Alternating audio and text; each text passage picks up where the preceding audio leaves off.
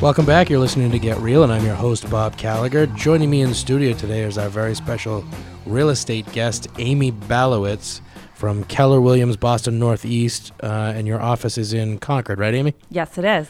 Welcome to the show. We appreciate you coming in today. Thank you for having me. Our first show of the new year, so you're our first 2019 guest. Ooh, very exciting, Happy New Year. Yeah, how about that? Can you believe we're in another new year? I can't. I just got used to write in 2018, and I know I'm going to be doing it for like the next 3 months. So. Yep. So we asked you on to tell us about real estate in the areas you cover. So the areas you cover right now would be what? Concord to Bolton, down to the boroughs, and then up towards Westford, Littleton, and even some of the surrounding areas? Yeah, that would be it. Right. Yep. So what have you seen happening in real estate in your area in the last 12 months? So kind of give us an overview of 2018. Yeah, so 2018 was a pretty crazy year. Definitely, a seller's market. Yeah. Especially the first half of it. Yeah, absolutely. Yeah, very strong spring. Lots of multiple offer situations. Mm-hmm. And then, sort of slowed down towards the summer, picked up a little bit in the fall as it usually does. And it's actually been picking up quite a bit in December. So we're looking for another strong spring. Excellent. And not having any snow so far. I feel like I should knock on wood when I say that. Yeah, please. No snow. What do we have? 3 or 4 inches in... Was it November? Yeah, we had a little bit at the beginning of November. We had some in November, none in December, I don't think. No, I did enjoy that. I really did. I kind of hope it stays. Although I think the last 2 times this happened, we ended up getting multiple feet in February. So I think that was right when we were building my house a couple years ago. Yes, it was. I remember that. Yep. Yeah. I probably should mention that we're actually neighbors. Yes, in we addition are. to doing business together. Yeah. So, so going back to what's going on in the market, we hear a lot about inventory being a problem, but it seems like it's improving at least a little bit. Would you say? Yeah, I would say. For a normal market, you want about 6 months supply. We're still about at 3. So the inventory is low, but I think it's picking up. I think sellers are looking ahead, and this might be a year that they decide to list, which is what we're hoping. Yeah. If you're waiting to find the top end of the market or getting somewhere near the top end of the market, it seems like the crazy increases are kind of gone. So now we're going to move towards... Yes. Things are definitely leveling out, and they're talking about a shift in the market towards the buyer having the upper hand. So if you're looking to sell, this would be the year. Yeah, so don't wait. Absolutely. Yeah. And it seems like maybe towards the end of last year, people that had been on the fence for a while were finally ready to pull the trigger. Yeah. Maybe that's why things got busy. It was kind of crazy. It slowed down in September when it typically gets busy. And then all of a sudden, the end of October, everybody wanted to buy again. It was right. I mean, people are always going to be looking to sell and buy. I think buyers, kind of got discouraged in the spring with all the multiple offers and losing out on homes that they wanted. But now I think, we're going to see a little bit less of that. And hopefully, buyers will be in a better position. Yeah. Yeah. And I think we all did see a lot of that. When you're making offers on 5, 6, 10 houses and not getting anything accepted, I mean, that's got to be horribly discouraging. Yes, I mean, yes. It gets to the point where why even bother looking, Absolutely. But it does seem like that's starting to level out again. And, some people in the news have been making it sound all doom and gloom, like the end is coming, and I don't really see that happening. No, I don't see that happening either. No, it seems like really things are normalizing. Yes, which is good for both buyers and sellers. Right. So prices are still going to appreciate, but at a slower pace, which honestly is the best thing for everybody. Absolutely. We want everybody that wants to be able to sell, and everybody that wants to be able to buy. It doesn't really help any of us. I mean, if you're a seller who's going to move somewhere and rent, I guess it really works out for you if it's a crazy strong seller's market. But anybody, moving up, selling up, they're going to, get a good price for their house and also maybe get a good deal on the other end. Right. So it's really going back to a balanced market. Yes. That's good. That's exciting. Yeah. Now, if the snow will just hold off, maybe we could have a really, really early spring. It wouldn't be bad if the weather was warm too, but I don't want to get greedy. I'll just take no snow. Right. Well, a lot of sellers think, they're going to list in the spring, which typically is March through May is your biggest time. But I always encourage sellers to get out there as soon as they're able to, because less competition, right? End of January through February. That's a very good point. Why list your house when everybody's going to list theirs? Absolutely. Get a jump on it. List now. Yep. Actually, you know what? That's a great segue. So I'm going to give out your contact information. It's Amy Balewicz from Keller Williams, Boston Northeast. You can reach her on her cell, 617-283-5642. Again, it's 617-283-5642. Amy Balewicz with Keller Williams, Boston Northeast. If you're looking to buy or sell anywhere from Concord to Bolton, down to the boroughs and up to Westford, Littleton, and even the surrounding areas from there, Amy's the person to give you a hand with the transaction. Yes, absolutely. So talking a little bit about move-up buyers, because that's mostly what you dealt with during 2018. Mm-hmm. What do you think it was that finally pushed people to list their houses? Because a lot of people, it seemed like that was the biggest issue we had, is people that were in, the starter homes or the lower range homes wouldn't sell because the houses they wanted to move to were either too expensive or too scarce. Yes. What do you think finally convinced them to take the risk? Well, I think they saw, people were getting good price for their house. Right. It was a great time to sell. So, they decided to take the plunge. We had a lot of conversations with the clients that I did help list that were looking to buy another house about, if they did sell their house and they couldn't find something else, what, were the other options for them, such as renting or moving in with a family member. So there were other options for them. But we all, together, decided that selling their house, getting the best price they could, would be the best thing to do. And then just deal with the buying on the other side. Yes. But it ended up working out. Luckily it did. Yeah. Both, all my clients, were able to find something and transition smoothly. That's excellent. That's always good to hear. So why don't we talk about how you prep your sellers when they're getting ready to list their home for sale? What's the process? So the process is, sort of a two-step listing consultation process. Usually I come to the house, take a look around, make some notes, and then come up with a market analysis and plan for them. So that would include, any type of staging they need to do, any repairs that I feel should be done prior to listing the house. And then when all those things are ready, I bring a stager in, photographer, and then we come up with a good marketing plan that includes, brochures as well as any kind of social media marketing. And that's pretty much the process. And then throughout the process, we kind of touch base with like monthly or weekly meetings to kind of see how things are going, see if any price adjustments need to be made.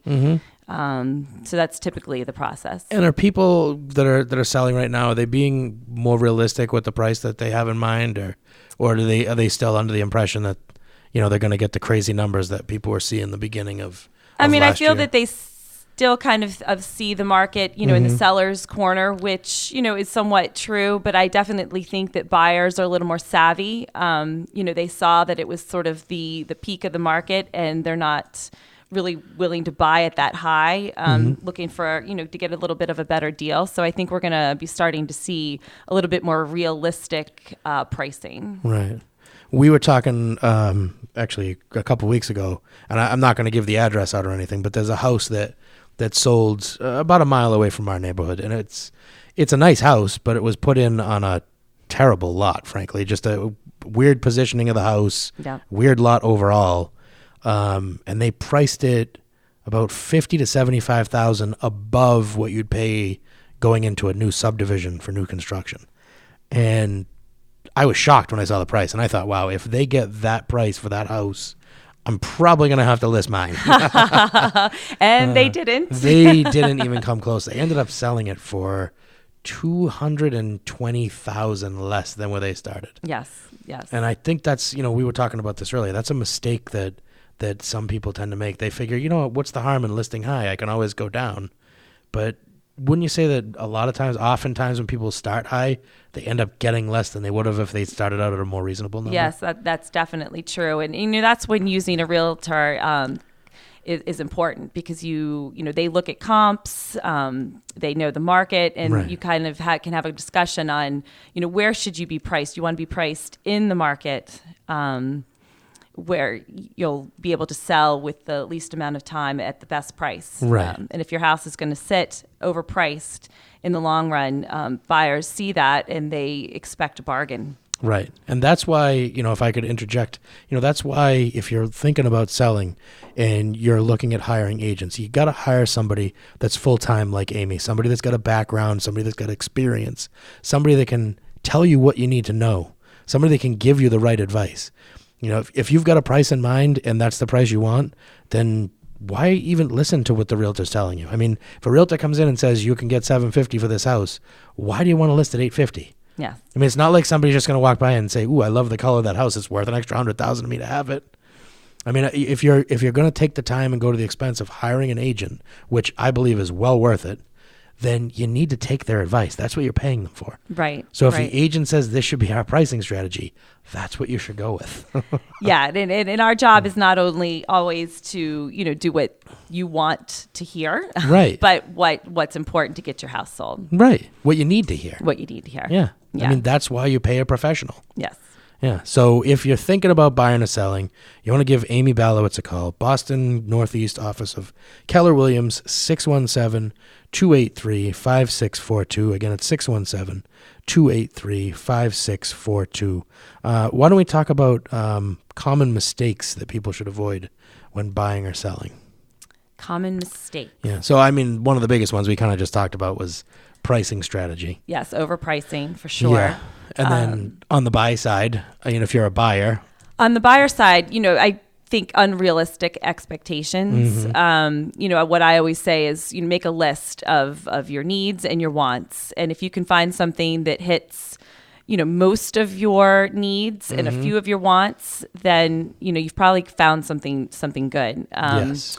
And, I think as things sort of shift towards a buyer's market, some people might want to come in and just kind of lowball sellers. But it's important for you to think about the sellers, think about what their needs are, and sort of come somewhere where you meet in the middle and can have a discussion. Right. Right. Because if you start off with an insulting offer, chances are the discussion is not ever going to happen. They're just going to reject that offer. Yeah. Yes. Yeah. Yes. Yeah. That makes it difficult. There's something else we should probably mention too, especially for first-time buyers. Something we've seen a lot more of lately is people that are buying houses to rehab. Not to rehab and flip, but to buy, rehab, and live in. Yep. People that have, a little bit tighter of a budget. You can get into some of these more expensive towns if you're willing to take on a rehab project. I mean, absolutely. If anybody watches HGTV, which I'm sure everybody listening probably does, I mean, you can do a lot with a house without spending a fortune. I mean, updating a kitchen and a bathroom or even adding a bathroom, it's not like you're talking about six figures to do that. Yes. There's a lot of stuff you can do to turn a house that's old and dated into something super desirable. But if you're willing to go through the headache of doing it, you save a lot of money. And that's a very important thing to bring up, because I feel a lot of buyers that I've been working with are, new. They want everything new, everything Yes. move-in condition. And if you have a budget for that, that's great. But if you don't, I always say, let's look at some things that may not be exactly what you want now, but have potential. Right. And I think that's very important for people to keep in mind. Right. Absolutely. Why don't we talk too about home buyer seminars? I know you've done a few in the past. We've done a few as well. We're going to be coming out with a schedule in the next few weeks of home buyer seminars. Let's talk a little bit about, what people could expect from a home buyer class.